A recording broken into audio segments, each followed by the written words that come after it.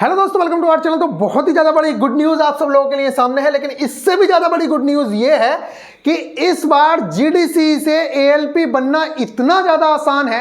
मैं आप लोगों को कह रहा हूं कि अगर आपने थोड़ी सी भी मेहनत कर ली ना, अगर आप रिजर्व कैटेगरी से हैं, मान लीजिए आप ओबीसी से हैं, एससी एसटी से हैं, आप पासिंग मार्क्स से बस थोड़े से ज़्यादा मार्क्स ले आइएगा, आप लोगों का सिलेक्शन हो जाएगा। अगर आप अनरिजर्व कैटेगरी से हैं तब मैं आप लोगों से कह रहा हूं आप 60% या 65% मार्क्स ले आएंगे, आपका सिलेक्शन हो जाएगा।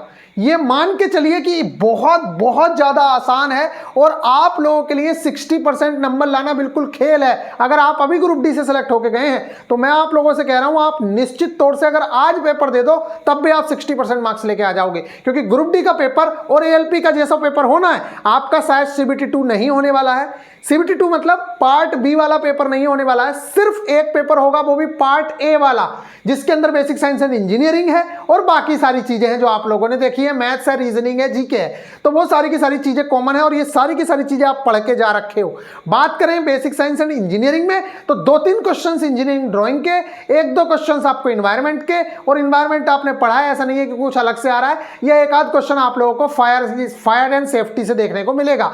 इसके अलावा आपका सारा सिलेबस पढ़ा हुआ है। मान के चलता हूं कि 10 क्वेश्चन भी अगर हटा दिए जाएं तो 90% सिलेबस आपका पढ़ा हुआ है, और उन 90 क्वेश्चंस में से अगर आप 70 या 80 क्वेश्चन भी कर देते हैं तो निश्चित तौर से आपका सिलेक्शन हो जाएगा। अब मैं बात करता हूं यहां पे क्या गुड न्यूज है।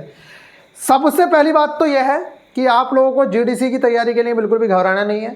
हम अपने बच्चों का सिलेबस कंप्लीट करवा चुके हैं, अब हम पे वो भी प्रेशर नहीं डालेंगे क्योंकि उनका सिलेबस हो गया कंप्लीट। अब हम घुसेंगे आपके पार्ट ए, जो एक पेपर होना है, अभी इसलिए स्टार्ट नहीं किया है। मैं आप लोगों को बता दूं जीडीसी वाले बच्चों का बैच अभी इसलिए स्टार्ट नहीं हुआ है कि एक बार सिलेबस आने दो, सिलेबस आएगा तो उसी के अकॉर्डिंग तैयारी स्टार्ट कराएंगे। ऐसा नहीं है कि आज ही बोल दे बाद में सिलेबस चेंज हो जाए, इसलिए हम भी रुके हैं कि 15 तारीख के बाद से ही चीज़ें स्टार्ट होंगी।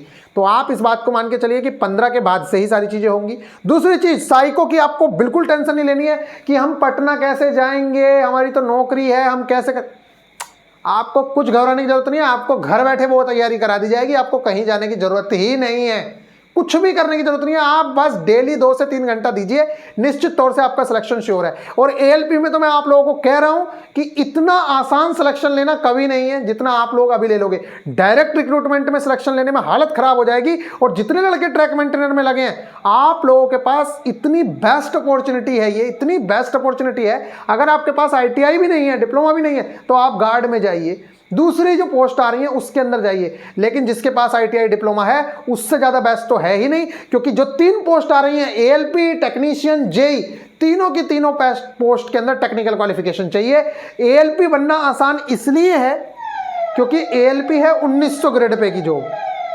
1900 ग्रेड पे से ऊपर वाला कोई भी कर्मचारी इसके अंदर अप्लाई करेगा नहीं, क्योंकि रूल ही नहीं है 1900 से ऊपर वाला इसके अंदर अप्लाई कर दे। दूसरी चीज़, बहुत सारे लोग रनिंग स्टाफ में आना नहीं चाहते हैं।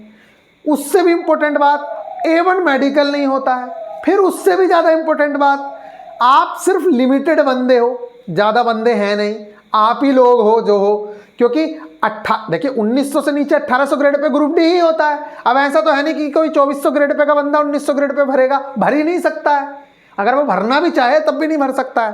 तो 1900 ग्रेड पे जो है वो लिमिटेड लोगों के लिए हो जाएगा, जो स्पेशली आप लोगों के लिए ही होगा। ये चीज़ समझिए आप, स्पेशली आप लोगों के लिए है, इसलिए ये बहुत बहुत ज़्यादा अच्छी चीज़ है कि आप लोग इस बार सिलेक्शन ले सकते हो। अगर आप एक बेहतर गाइडेंस के अंदर रहे तो ये जो आप लोग अभी ट्रैकमैन में हो, यहाँ से निकल के अगले 4-5 महीने 6 महीने के अंदर ही आप कहाँ पहुँच जाओगे आपको पता भी नहीं, और आप बहुत अच्छे से सारी चीज़ों को मैनेज कर पाओगे। और ये बहुत बेस्ट अपॉर्चुनिटी है। और जो आपकी जॉब है ये मत समझिएगा कि आपकी जॉब खाली हो जाएगी, हो सकता है वेटिंग वालों को बुला लें या न्यू रिक्रूटमेंट में ग्रुप डी की रिक्रूटमेंट दोबारा से आ जाए, इसलिए आप घबराइए मत। अब इससे पढ़ते हैं।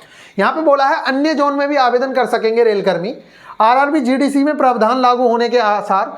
अजमेर से न्यूज़ आई है, रेल मंत्रालय की ओर से general departmental competitive examination GDC भर्ती परीक्षा में कर्मचारियों को अन्य जोन में आवेदन करने का अवसर भी दिया जा सकता है। ये आप लोगों को पता है, जो नोटिस आया है शॉर्ट नोटिस, उसके अंदर बताई गई हैं बातें, लेकिन अभी तक सिर्फ अपनी जोन से ही कर पाते थे। जैसे अभी एनईआर का बंदा है तो वो एनईआर में भरेगा, एनआर का बंदा है एनआर में भरेगा, सीआर का है सीआर में भरेगा। लेकिन हो सकता है इस बार सेंट्रलाइज्ड हुआ है कि सारे बच्चों को अनुमति दे दी जाए, उससे फिर ट्रांसफर में भी कोई दिक्कत नहीं है। फिर आप ट्रांसफर लेके आ जाइए, आपसे जहां से फॉर्म भरा है वहां से पेपर दीजिए, वहीं सिलेक्शन हो जाएगा, कोई दिक्कत वाली बात नहीं है। लेकिन अभी 15 तारीख तक रुके हैं उस चीज को देखने के लिए, क्योंकि पहले रूल ये कह रहे थे कि अगर आपका ट्रांसफर हो गया तो आपको वहां से बेदखल कर दिया जाएगा, आपको नहीं लिया जाएगा। तो आपको 15 तक रुकना है, 15 के बाद आप जो मन करे वो करिएगा। हम भी नोटिफिकेशन को पढ़ने के बाद आप लोगों को सारी चीजें बताएंगे। और एक ही पेपर होने की उम्मीद है, दूसरा पेपर नहीं होगा। जो पार्ट ए का पेपर होता है वही पेपर होगा आपका। यहां पे अगर मैं बात करूं तो अब तक रेलवे बोर्ड की ओर से जारी निर्देशों के तहत इस तरह की संभावनाएं बन रही हैं कि रेल मंत्रालय ने जनरल डिपार्टमेंटल कॉम्पिटिटिव एग्जामिनेशन कराने की तैयारी कर ली है। साथ ही परीक्षा के लिए नए नियम लागू कर दिए गए हैं। इस बार परीक्षाएं रेलवे भर्ती बोर्ड की ओर से एक दिन एक समय में कराई जाने की तैयारी है। इस भर्ती के लिए अधिसूचना 15 जुलाई को जारी की जाएगी।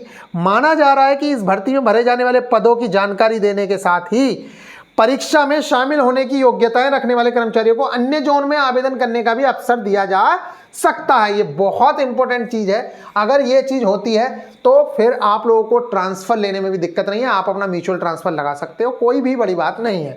नेक्स्ट अगर बात करें, यदि बोर्ड की ओर से इस प्रकार की व्यवस्था की जाती है तो कर्मचारी अपनी पसंद और पदों की संख्या के अनुरूप अपनी जोन के बजाय अन्य जोन में परीक्षा देकर पदोन्नति प्राप्त कर सकते हैं, प्रमोशन ले लेंगे। और ये बहुत ही ज्यादा बड़ी गुड न्यूज है। कर्मचारी जुट गए हैं तैयारी में, ये भी आप समझ लीजिए। लड़कों ने तैयारियां स्टार्ट कर दी हैं, इसलिए आप लोगों को पीछे नहीं रहना है। बुक्स के लालच में या 1-2 रुपए के 100 रुपए के लालच में आप अपनी जॉब मत गवा देना। ये समझ लेना एक बेस्ट अपॉर्चुनिटी है आपके निकलने की, इसलिए बहुत अच्छे से आपको तैयारी करनी है। रेलवे बोर्ड की ओर से जीडीसी परीक्षा को लेकर जारी किए गए निर्देशों के बाद से कर्मचारी अपनी योग्यता के अनुरूप परीक्षा की तैयारियों में जुट गए हैं। इस बार भारतीय रेलवे में सेफ्टी कैटेगरी संरक्षक कोटिंग में शामिल सहायक loco pilot, junior engineer, technician, track maintainer, train manager के रिक्त पदों पर जीडीसी परीक्षाएं कराई जाएंगी। इन परीक्षाओं के लिए 3 समूह बनाए जाएंगे। पहला सहायक लोको पायलट का होगा, दूसरा जूनियर इंजीनियर का और तीसरा ट्रेन मैनेजर का होगा। ये पहले से ही होता है, इसमें कोई बड़ी बात नहीं है। और मैं आप लोगों को बता दूं, जीडीसी से रिलेटेड मैं कंप्लीट वीडियो दे चुका हूं। आप एक बार नीचे लिख लीजिए, नीचे डिस्क्रिप्शन देख लीजिएगा, उसके अंदर कंप्लीट वीडियो आप लोगों को दी गई है। सारी की सारी चीजें बहुत अच्छे से समझाई गई हैं। बहुत सारे बच्चे आपके साथ वालों ने सिलेक्शंस लिए हैं ग्रुप डी के अंदर भी, और ये सारे के सारे बच्चों से हम उम्मीद करेंगे कि वो बहुत अच्छे से सिलेक्शन लेंगे। ये हम बहुत अच्छे से यहाँ पे समझा चुके थे। इसके अलावा एएलपी के बारे में भी हम लोग बता चुके हैं। अभी इस बैच के अंदर एनरोल नहीं होना है, आप लोगों के लिए बहुत अच्छे से नई तरीके से तैयारियां स्टार्ट की गई हैं, तो वो तैयारी आप लोगों को करवाई जाएगी। बाकी एएलपी की जॉब से रिलेटेड मैं सारे के सारे डाउट्स आप लोगों के क्लियर कर चुका हूं। अगर आप लोग देखेंगे तो यहाँ पे ये रनिंग रूम है, ये सारी चीज़ें बता चुका हूँ मैं। टेक्नीशियन का क्या वर्क होता है, तो अगर आप एएलपी बनना चाहते हैं, टेक्नीशियन बनना चाहते हैं, तो इससे ज़्यादा बेस्ट अपॉर्चुनिटी आपके पास नहीं है। ये बहुत ज़्यादा बेस्ट अपॉर्चुनिटी आप लोगों के पास है। इसकी अगर आप सैलरी देखेंगे तो लगभग आपके ग्रुप डी से 2 गुनी सैलरी के बंदे आप हो जाने वाले हो, सैलरी वाइज भी और आपके काम में भी डिफरेंस होता है। एएलपी के काम में और ग्रुप डी वालों के काम में बहुत धरती आसमान का अंतर है। बाकी आपका मन है, जो आप मन करे वो करिए, लेकिन आपके पास एक अच्छी अपॉर्चुनिटी है एएलपी बनने के लिए। तो मैं इसलिए भी कह रहा हूँ कि 8 गुना बच्चा तो साइको के लिए पास होगा। इसका मतलब है कि अगर आपने पेपर दे दिया, आप निश्चित तौर से पास हो, बस आपको साइको में अच्छे मार्क्स ला के पास होना है। और साइको की तैयारी आप हम पे छोड़िए, तो निश्चित तौर से कह रहे हैं कि अगर आपने दिल लगा के तैयारी की तो आपका काम हो गया, फिर कुछ करने की जरूरत नहीं है। मिलेंगे नेक्स्ट वीडियो में, ख्याल रखिएगा, टेक केयर।